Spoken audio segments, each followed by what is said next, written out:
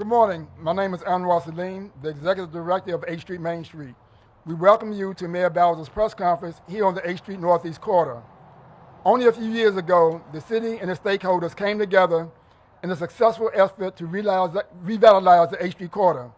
Many small businesses, owners, stakeholders, developers brought into the promise of a revitalized 8th Street, and we were well on our way, being named one of the hipster corridors in America and being designated a Great American Main Street by the National Historic Trust. Then COVID hit, and the mindset of people around America's cities changed, becoming more violent. But guess what? We've been through this before, and we know what it takes to resolve crime issues. That we have to make every tool available to us and using our intellect and strategies towards a solution. Years ago, community policing put us in the headlines of the national news, Wall Street Journal, and how it was used to reduce crime along our commercial corridors. With concerned people working together with the city, we can do it again. I'm proud to be a partner with Mayor Bowser in her efforts to resolve violent crime issues in the city. I would like to introduce you and bring forward our mayor, Muriel Bowser. Thank you, Anwar. Thank you. Thank you. Well, good morning. We're very pleased to be here on 8th Street Northeast. I want to thank Anwar and all the businesses and community members who have joined us today. And as I have been talking about for the last several days since our crime summit, we're here to talk about a piece of legislation that I will introduce to the council aimed at increasing public safety in our city.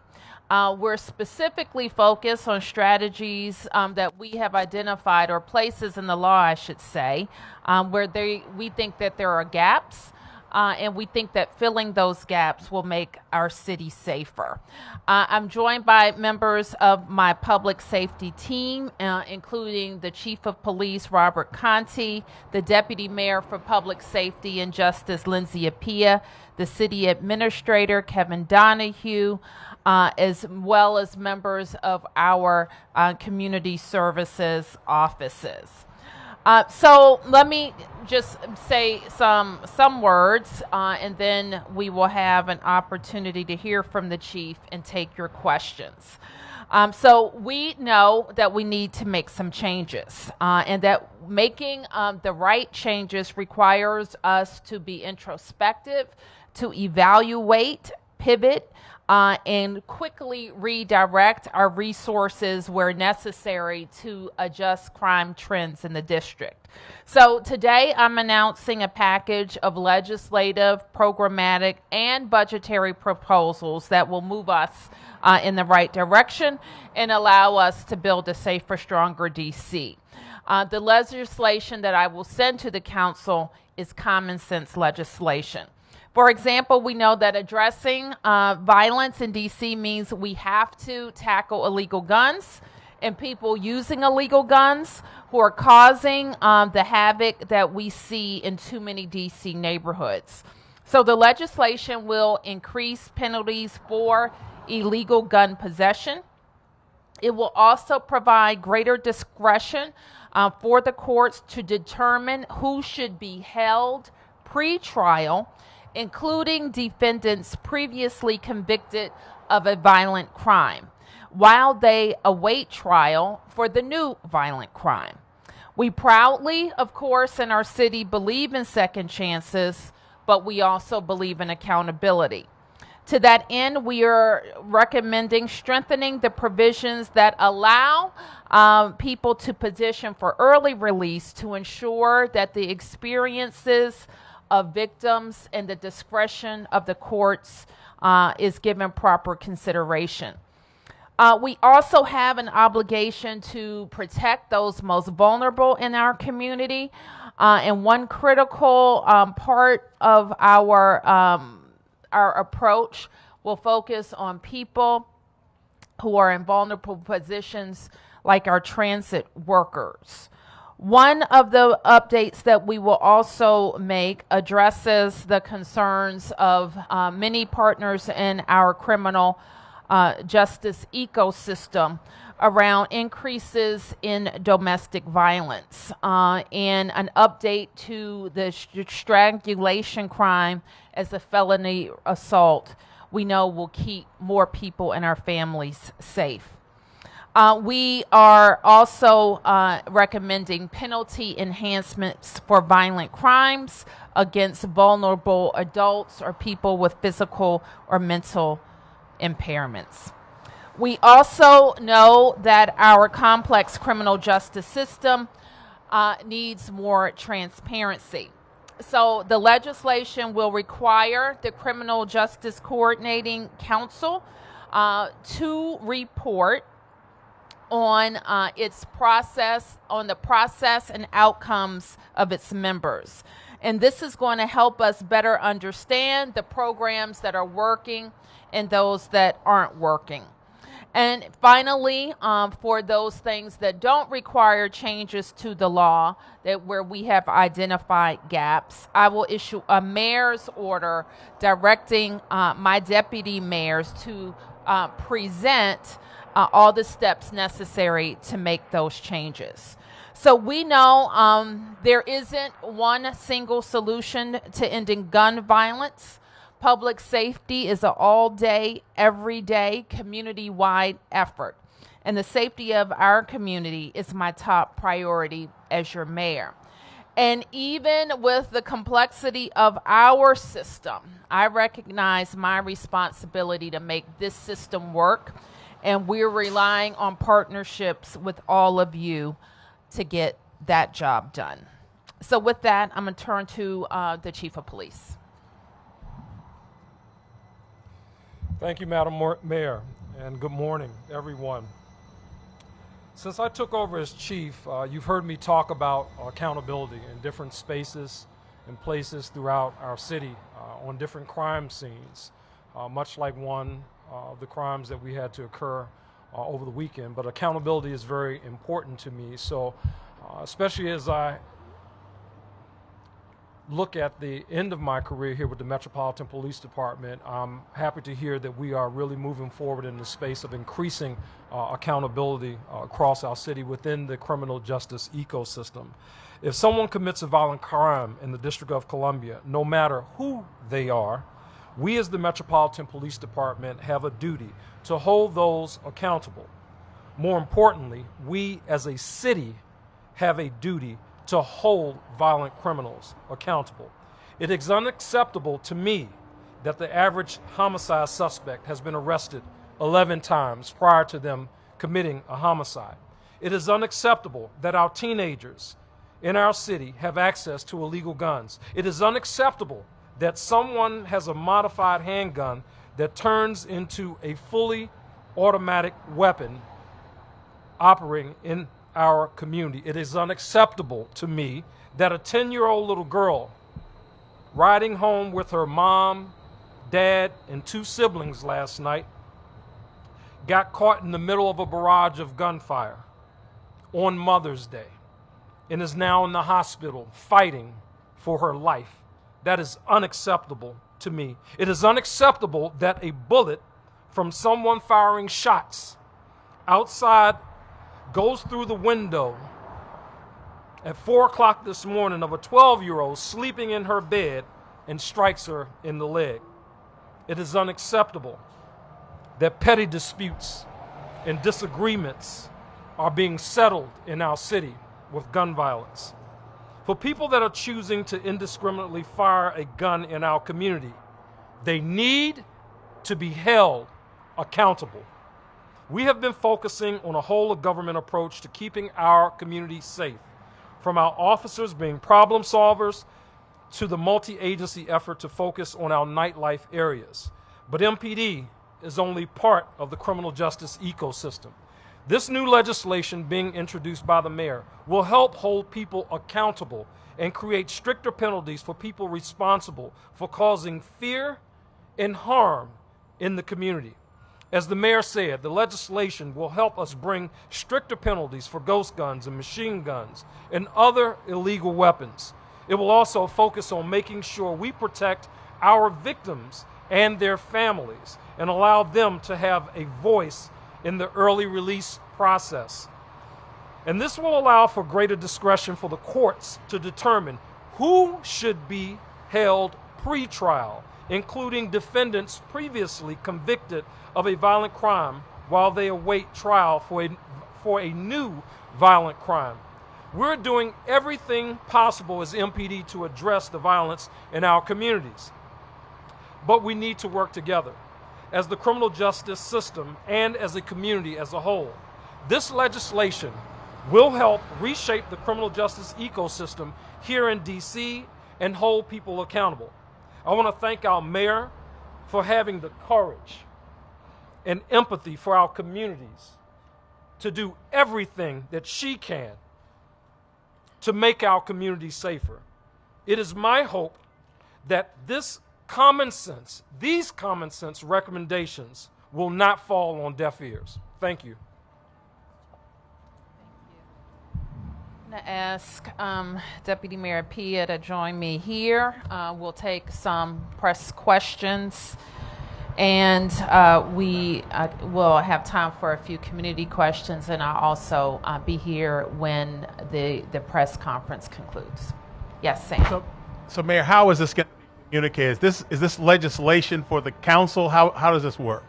Yes, this is what I just talked to you about were some major components of a piece of legislation that I will introduce to the council. You know, generally the chairman of the council introduces legislation on my behalf when we have a piece. We have previously sent a piece of legislation some years back that we called Safer Stronger. That was the legislative component of actions that we took at that time when we were experiencing a spike in crime to drive crime down. So this is a similar legislative package. It shouldn't be considered like this is where we are right now. We have in our budget, actually, we've moved some other, what I consider safer, stronger pieces that the council is also voting on. And that includes our legislation to reverse a council decision to remove police from schools, and also make clear how we're going to reform the Department of Forensic Services. That's in our budget, along with other investments in our public safety ecosystem. But this is a piece of legislation. I assume that it will be referred to the Committee on Public Safety and the Judiciary. I had an opportunity on Friday to talk to Councilmember Printo to give her a heads up of some of what would be included. And we look forward to going over that with her in some detail, having a public hearing, and getting the legislation adopted. Could you address your appearance before the Oversight Committee tomorrow? And does this help to allay some of the concerns that the Republicans, particularly on that committee, have referred to DC as being dangerous and unsafe? Does this help to alleviate some of those concerns? I'm less concerned about their concerns. I'm more concerned about the 700,000 people who live here, the 2 little girls that the chief just described, who have the right to be safe in their homes. I'm more concerned about our business owners who've in many cases put their life on the lines, their life savings on the lines to have a business here, to employ DC residents. So I'm concerned about the people who live and call DC home. I'm concerned as well, to set the record straight with members of the Congress. We are experiencing a dangerous trend in some crimes in the city, not unlike cities in their own states or in their own districts. So we're going to be clear about what we're doing to address it. Yep. WTOP. It seems like I've been covering crime for 10 years in this city. It seems like in the last couple of years, it's just younger and younger and younger when we're talking about defendants.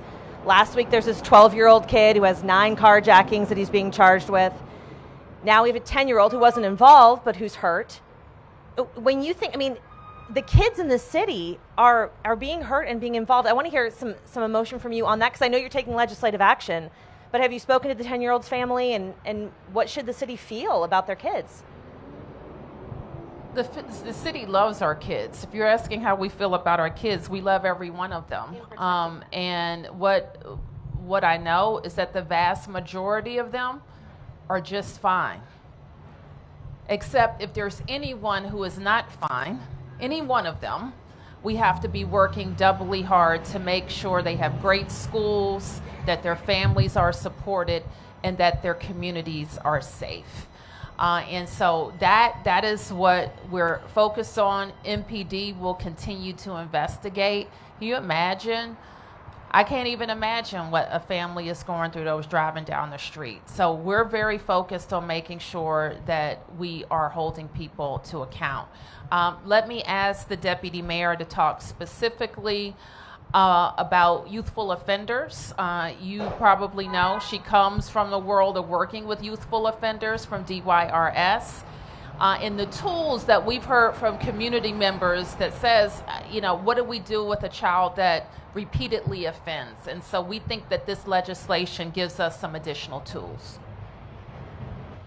Sure. One of the things that we said at DRS over time is that we love our kids, and we have to ask ourselves, what does love look like in public policy? And so when we make proposals like we're doing, like the mayor will be introducing, this is what love looks like in public policy. It does look like boundaries, and so we'll be proposing that courts be given back some of the discretion that was altered under the a piece of legislation called the Comprehensive Youth Justice Amendment Act, that when young people are engaged in violent crime or gun crimes, that courts have the discretion to go ahead and securely hold them. Secure detention in the district can absolutely look like the Youth Services Center, which is our secure facility on Mount Olivet, but it also looks like shelter care, where there are some young people who need a higher level of supervision. And a shelter home is a group home that says, if you were out, if you were engaged in or alleged to have been engaged in a violent crime, there may be some supervision that we need for you to have to ensure that even when you are in your pretrial or any part of the system, that you're getting some services and supports to get you back on a positive path. Mayor Bowser, well, a couple things. One, you say you're less concerned with Congress, and I get that, but still you chose here to make this announcement, and it's not lost on us that this is where the congressional staffer was stabbed, and many of the questions that Chairman Mendelson and Councilmember Allen faced from Congress, which you're sure to face tomorrow, were about the fact that that congressional staffer was stabbed by a person who was on release. And so I'm just wondering if you can kind of square that for us. It's kind of circling back to that question about how important was it for you to have this all out on the table before you go before Congress tomorrow? Well, we've been talking about changes to the law for some time, Mark, but we also know that we have a new opportunity and new leadership at the council to address some of our policy recommendations. As I mentioned, some of these recommendations I made several years ago that weren't enacted, including dealing with, and I'm have our lawyer next to me, so I won't pretend to talk about the specifics of the rebuttable presumption in legal terms. Let me say what it means in practical terms. In practical terms, what our judges tell us is that somebody could have been convicted of a violent crime, and when they have committed another violent crime, our law, and you can disagree with it, but we're dealing with it for violent crimes, says that the judges have to really jump over hoops to detain somebody who's committed a violent crime while they wait for trial. And it also means that every part of our system, including the trials happening, have to happen fast in order for us to ensure public safety and the fair administration of justice. So what this law says is it gives the judges more tools and more discretion to look at all of the facts when making a decision about detention before trial. The location decision we made, Mark, really has more to do with a lot of the people who have gathered here, an unfortunate spree of break-ins that have happened to our businesses along H Street. So we focus most on gun crime and violent crimes. But the threat and the fear of having the property crimes that we've seen here is also impacting the sense of safety. So that's why we are here. I don't want to misinterpret what you had been talking about this for weeks leading up. In my interpretation of what you actually wanted was that you wanted to compel judges to hold pre-trial people who had already been convicted of violent crime rather than just giving them more discretion. Would you like to go further than, if you had the ability to, would you like to go further and just make it mandatory so that the judges didn't have discretion if they were faced with a suspect who was charged with a violent crime who had previously been committed or was out on parole for a violent crime, that they would automatically be held? I do think, Mark, that the facts matter, and the ability to get the legislation passed is also an important consideration for what's before us. I don't want to make light of this recommendation or the arguments that we're going to have to make to get it enacted. But this will represent a big step forward in the court's ability to look at all the facts, use their discretion, and make decisions to hold individuals that need to be held pre-trial. Yes. Are the courts in the state right now where defendants, whether or not they have a violent past, can have a speedy trial? My understanding was that at one point we had a shortage of judges and there was a backlog of cases. So with people being detained, how do we ensure that folks can get through a trial within less than a year? I can't, and maybe the deputy mayor will add, I can't speak to the time frames for the courts. They do have, I think, an 8-person vacancy, so they need 8 judges, and of course that number changes as people leave or retire. So yes, having a full complement of judges is very important to the fair administration of justice in the city. Do you know where they are now with felony cases? Certainly, you're correct that COVID caused a backlog. They are, as the courts have been open now for some time, they have increased the pace of getting through that backlog. There is still some, and certainly, as the mayor said, we will always advocate for our courts to have a full slate of judges, and so that will certainly assist them in working through. But they are making strides in getting through that backlog. As far as your recommendations for your deputy mayors and the agencies, how do we go about ensuring a holistic approach to tackling crime when in your budget proposal, ERAP, SNAP, and other quality of life benefits were cut? You know, seeing as though those are the things that in some sense prevent crime, you know. Well, they weren't actually cut. When you talk about ERAP had a large infusion of federal dollars. So we didn't cut our local commitment to ERAP, but the federal dollars have evaporated. And no one should expect that we will be locally able to contribute for any sustainable amount of time those types of dollars.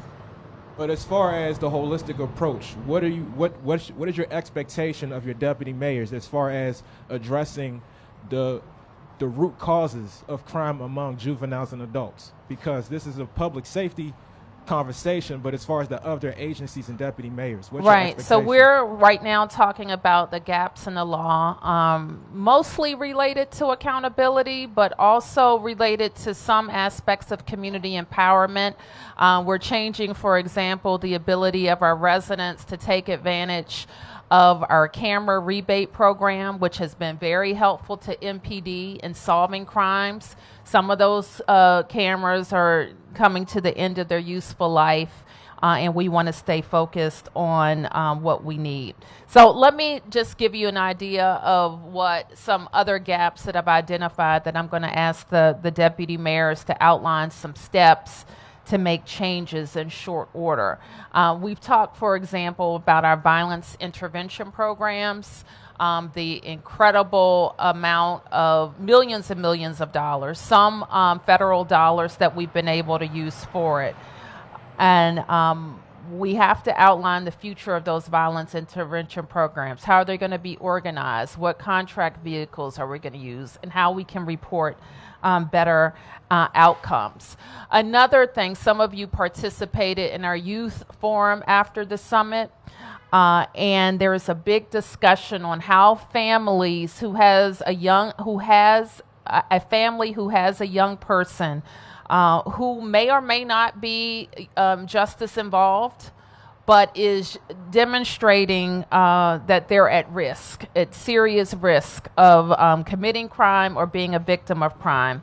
And how can we have an alternative for that family? So our CFSA and Department of Human Resources and the Deputy Mayor for Health and Human Resources will help us come up with some alternatives for them. Similarly, in schools, which I still regard as the safest place for our kids, with adults who they trust, and just massive amounts of resources from teachers to counselors to nurses who are in the school buildings to help kids. Now, one much less aspect of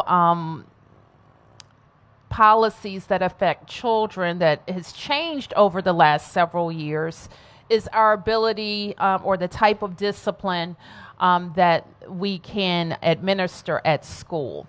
So we have to have a serious discussion of what different changes do we need to give to our school officials about in-school discipline.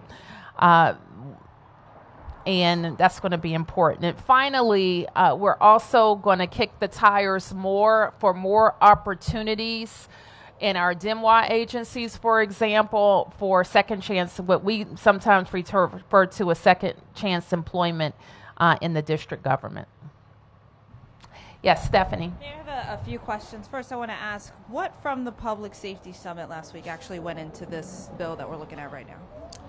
I think a lot, actually. Can you name some specifics, though? Because you said that some of these provisions you had introduced before. You've been working on this for a long time. So what is the new thing from the Public Safety Summit that came out of this, that went into this? I think every provision was emphasized in the Public Safety Summit. Okay, and then my follow-up question is, I mean, this has to be passed by the council. So how soon, if passed, could this actually take effect? And how is this immediately addressing the need to fight crime in the city right now? It's addressing it because those are the gaps in the law that we identified. Now, there's some things that the mayor can do using emergency power. Changes to the law like this require the council to act. So are you looking at doing any emergency power changes to address the immediate needs? You right wouldn't now? be able to do this by emergency. Is there anything emergency related that you're considering? We are working every day with every part of our ecosystem in our police department. Yes. Sam? From the chief, details about these shootings over the weekend. Yeah, so in the case of our 10-year-olds, just after 9 o'clock p.m., where a young child was in the car with her family. I talked about that during my comments, where unfortunately this young child was hit by a bullet that was not intended for her. I think it's important to say to the community at this point, and I didn't mention this in the comments, but we truly need the community's help with that case. To the cowards who fired those shots, you hit a 10-year-old child.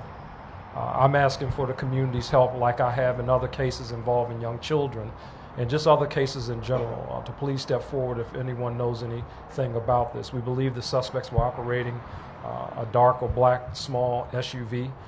If we are able to get any images from CCTV, we will certainly put those images out to the community. We had another case this weekend, a homicide that happened. This homicide victim was the son of an MPD sergeant. His mother is one of our own, and he died as a result of gun violence. And his father, his stepdad, is also an MPD sergeant. So these cases, you know, you've heard me speak about this very clearly, I think, to community about how people respond differently depending on their proximity to pain. And this pain that we've experienced this week in these shootings, whether it involved a child or didn't involve a child, you know, it's Mother's Day weekend, man. I mean, these things, you know, mean something. This other case where a child in her home, in her bed, and because somebody decided to fire a gun at 4 o'clock in the morning for whatever reason, we have a child that got struck. I looked at a video this weekend, from a shooting that we had just before coming here. Some argument, some dispute between groups of people go down for whatever reason. Our suspect, or our victim in this case, starts firing a gun. Our victim starts firing a gun first. That victim then gets shot. He's taken to a hospital. Several firearms are recovered, including the one that the victim was using. The people who took him to the hospital armed with firearms. It's like some of the communities, man, are washed in gun violence and guns. And when you think about the reason why some of these people are getting shot, petty, simple disputes, like over what?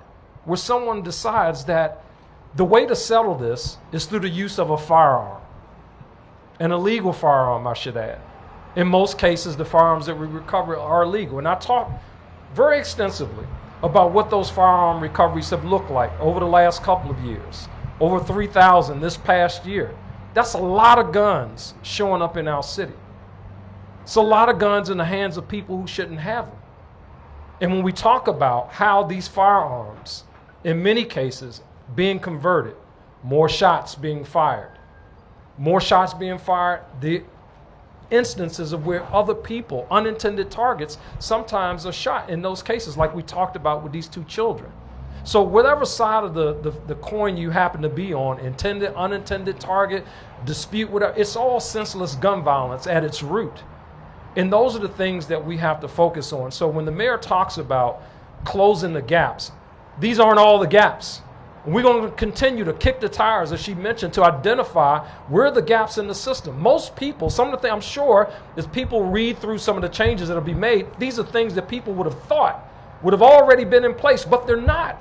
There are gaps in our system, and if we're truly going to experience public safety, this ecosystem that you hear me talk about all the time, it's not just a cute phrase. It is a real thing that is dependent upon each part of it in order to be successful. The prevention side of things, the enforcement side of things, the accountability sides of things. If any of those pieces are uncoupled, we have gaps in our system, and we have to do all that we can, starting with legislation, to start closing those gaps, Sam. Megan. Hey, Chief, I'm wondering if you can speak briefly about why we're here. The mayor mentioned some break-ins and some robberies. Can you talk anecdotally about what's been going on in this neighborhood and how you're changing or increasing patrol here? Yes, so along the H Street corridor, we have one business, for example, that had been broken into like 2 or 3 times, where the person is coming in stealing alcohol, stealing money, you know, that kind of thing. And that shouldn't happen 2, 3 o'clock, 4 o'clock in the morning in some instances. That impacts all businesses, and whether it's 1 robbery, 2 robberies, or a robbery that occurs at the far end, close to the bridge, in the 200 or 300 block of H Street, or it happens in the 1100 block of H Street, is still along this corridor, and everyone is impacted by that. So in response, our first district, this area here, this part, the part that is east, this is east of on H Street is generally part of our nightlife focus. So we have had to try to tweak the resources that we have a little bit to have our officers a little more present present across this corridor to extend themselves out, doing their business checks. One of these areas along here is a part of their focus patrol efforts. So we're doing everything that we possibly can to lock up the people that are responsible, utilizing the video. The community has been helpful in providing videos that will help, I believe, ultimately identify the suspect responsible for at least one of the or a couple of those burglaries that we're talking about. So those things, again, I thank you for pointing it out. Property crime, I know that some people are only touched by, when we talk about violent crime things, but if you're a small business owner and you put your life savings into a business and someone is coming in there and they're stealing things that you've worked hard to put in that business to make them available for other members of the community, and somebody is coming in stealing it, I mean, that hits personal for you. So we want to do everything that we possibly can to bring those people to account as well. And even in that space, again, this is property crime. That's a whole nother discussion. What happens when that case, that guy who's broken into 3 or 4 businesses, what happens when he goes through the system? Those are things that we have to watch, identify those gaps, and make sure that that business owner is not concerned about that guy getting out the next day or the day after that, coming back, burglarizing that business again. Mark, you had a question over here. Oh, Emily, I'm sorry. No problem. Was that for the mayor or for me? For you first, and then one for the mayor. Yeah. I'm wondering if you can say if there's any connection between the feud between Mayfair and Quarles in the shooting of the 10-year-old last night? We don't know if that's the case for certain, that it has anything to do with any particular neighborhood dispute. That is obviously an investigative route that we normally take to see if there's some type of neighborhood, if it's some type of a music video dispute or something like that, but we just don't know at this point of the investigation. And then one question for the mayor. We spoke to some residents in that area who expressed frustration with you, saying that you weren't doing enough to stop crime. What would you say to them? I would say if they're hearing gunshots and a child in their community became a victim, I completely understand a frustration with crime.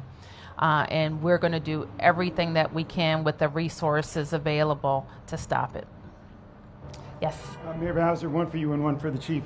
Mayor, it seems like in the legislation that you want to make it, or at least raise the bar for the Second Look Act, for people to be released under the Second Look Act. Can you talk about why you want to make those changes? And am I correct in interpreting that you want to make it at least a little tougher to qualify for Second Look?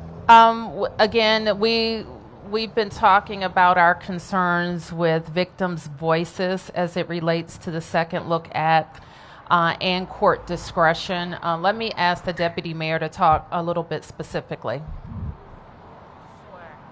So one of the things that you've heard us say repeatedly is we want courts to have discretion. That is certainly a change that we're proposing, is that courts have discretion in determining eligibility under the Second Look Act. There's also language, as the mayor said, to elevate victims' voices, where courts will have to consider victim statements, and they will have to consider things like remorse. And there's language currently that says that courts can't consider the cold-blooded or brutal nature of the crime.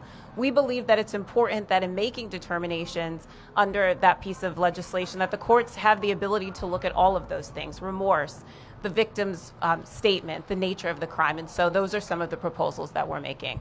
And then, Chief, you spoke about the gaps and that there were things that people would have assumed were already in place, and I think one of those might be that your investigators and prosecutors don't automatically have access to GPS data for suspects who are under court supervision.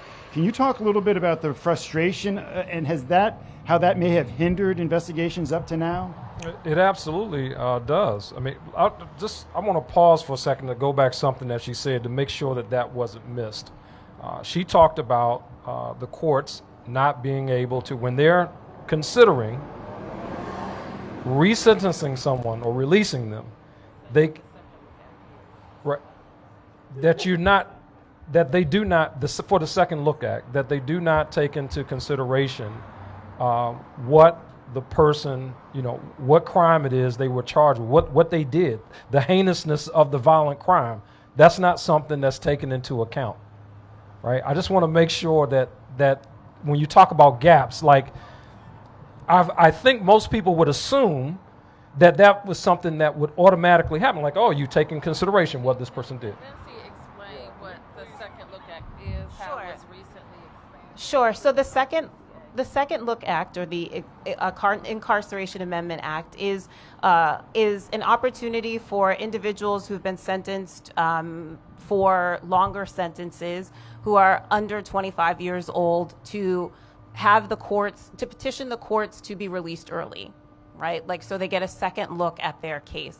It previously covered a certain group of people, but the council expanded that to all defendants under 25 years old. And so, like we said, the nature of the crime is not relevant. The brutality of the crime is not considered. And it is compulsory. The court must release if they find these certain things. And so certainly we believe that all of those things, it's necessary for the court to have discretion, for the court to consider remorse, for the court to consider the nature of the crime and the offense in making a determination whether someone is at a point where their sentence should be released and they should be sent back to community. All right. Chief, could I just get you to finish your thought on the GPS frustration? Yeah, so I mean, obviously you're investigating cases, you want to be able to have real-time access to that information. I mean, we certainly know. I mean, we've had homicides in our city that have occurred where the person is wearing the ankle monitor from some type of supervisory agency, and we just think it makes good common sense that the police have access to that information if we are investigating a case. And we want to see, who was in that block at the time when the murder happened. Do we have anybody who's leaving at a high rate of speed? We would want to know that, and having access to that will certainly help for more speedy investigations, identifying suspects, witnesses, etc. Mayor, Okay, this is our last round, and we'll start walking around 1, 2, 3. Yes, sir. yes. Do you actually think that council will give any pushback to what you've proposed today? Yes, I do, but it'll be part of the legislative process. Where what we need them to do, though, is not sit on it. We need to have a public hearing, and I think that it's very important, and it's enough time that they do it before they go out on recess in July. And so they can do it. And so that's what we would be pushing. And Mark asked the question earlier about one aspect of this. In the public hearing process, things get turned up or turned down, or they remain the same. So I think it's important that we have that public hearing as soon as possible. Stephanie? Chief, in terms of the saturation of firearms in the city in the wrong hands, do you guys know any more on where these guns are coming from? We had a 12-year-old with a firearm. Is there some kind of ring that you're looking at, and is this in any way connected to the burglaries we've been seeing of gun shops around our greater D.C. area here? So I wouldn't say that they're directly connected necessarily. We do know, and things have been pretty consistent, that the majority of the illegal firearms in the District of Columbia come from south of here. They come from Virginia, they come from South Carolina, they come from North Carolina, they come from Georgia into Washington, D.C. Those that are not the personally made firearms. So in general, that's where they come from. We work very closely, as you probably already know, with the ATF to just make sure that we watch those trends. Matter of fact, I even think that information may be on the ATF's website in terms of where firearms in the District of Columbia are recovered. But we work very closely with our neighboring jurisdiction partners to see if any of those firearms that may have been stolen and a break-in or something, if they show up on the streets of the District of Columbia, and none of that is really standing out for me at this moment. Okay, Sam, you have the last question. So, Mayor, tomorrow, I guess it's tomorrow you're going before the Congressional Committee? Am. So tomorrow you go before the Congressional Committee. I expect you'll be criticized a lot about the shootings in the city and the crime by people who are opposed to gun control. What about that issue? On the one hand, you have people that are opposed to gun crimes, but at the same time, they are opposed to gun control. What are your thoughts there? Well, more largely, Sam, is that we know that they're opposed to gun crimes in the city, and I know that they should be opposed to gun crimes in their states. So what we'll be talking about while we're going to be talking about D.C., we could just as easily be talking about any state in the United States of America. COVID, post-COVID, the levels of gun violence that we've seen around the country are pretty remarkable. And we could also be talking about how assault weapons and the lack of an assault weapons ban is also making our country less safe. And not only is that not unique to Washington, but it is unique to America, where children and people going to malls and people going to churches or synagogues have the threat of mass shooting. So it is, it's sad. It's sad that this Congress and the Congresses before them haven't taken real action to make our country safer. All right, we have to wrap up, guys. Thank you, everybody.